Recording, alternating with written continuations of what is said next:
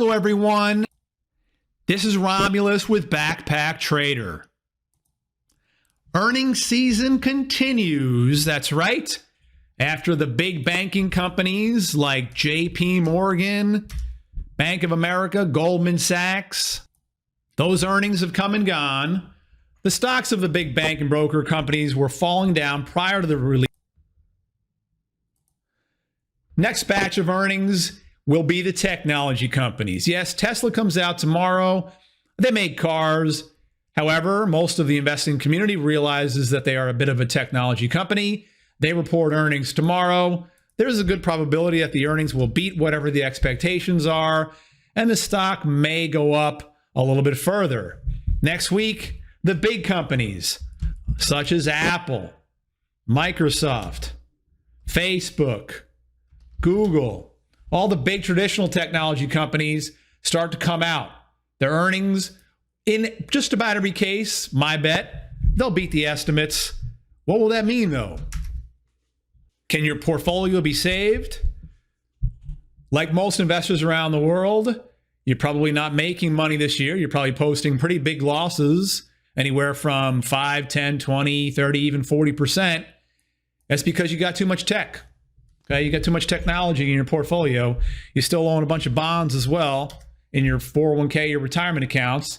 As interest rates go higher, and that's what these green candles show, interest rates go higher, bond prices are going lower. You're just in all the wrong stuff. That can be fixed, but don't act dramatically or drastically as of right now, because there might be an opportunity for these technology companies to save the situation temporarily, because there's a growing probability that this could be it. The last call before the big bear continues to maul your portfolio. You want to take advantage of any rise in prices in the tech stocks over the next couple of weeks after earnings come out to lighten up the load and continue to re-diversify your assets away from these higher risk classes. Let's stop losing money out there, everybody. Come on over to the Romulus Backpack Trader style of trading and investing. Get yourself calm, cool, and collected, and start putting profits into your bottom line. The NASDAQ market, which is posted up here, this is where most of the big technology companies are listed on the public exchanges, and it has been in a downtrend dating all the way back to late November. That purple line kind of shows, well, everything that we need to know there. Prices are still struggling below the moving averages, which is just an average of prices dating back for some period of time. The yellow gold line is 50 days, blue line is 21, red line is 200 days. Prices are below all of that. Again, even if there is a temporary relief rally from some of these larger technology companies, my bet is it won't last. Take advantage of any type of upwardly priced moves in the next couple of weeks to reposition for further downside activity that most likely will be coming over the next couple of months into late September and perhaps even longer. If this really is a bear market, which there's a growing probability that it is, you don't want to be in the stock market at all. At all. Okay? This is your old buddy Romulus, everybody. Please post your comments in the comments section below.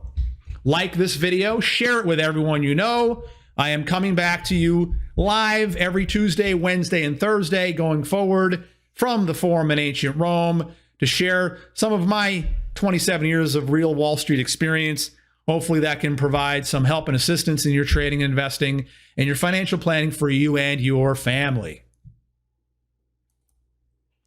There is something very interesting going on in the currency market. Your old buddy Romulus wants to show it to you. Yes, we're not talking about Roman denaries. We're talking about the euro dollar and the dollar against, well, just about any currency around the world right about now.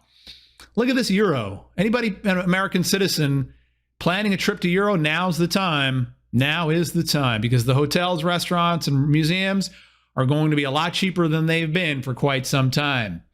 The euro is closing in on a multi-year low.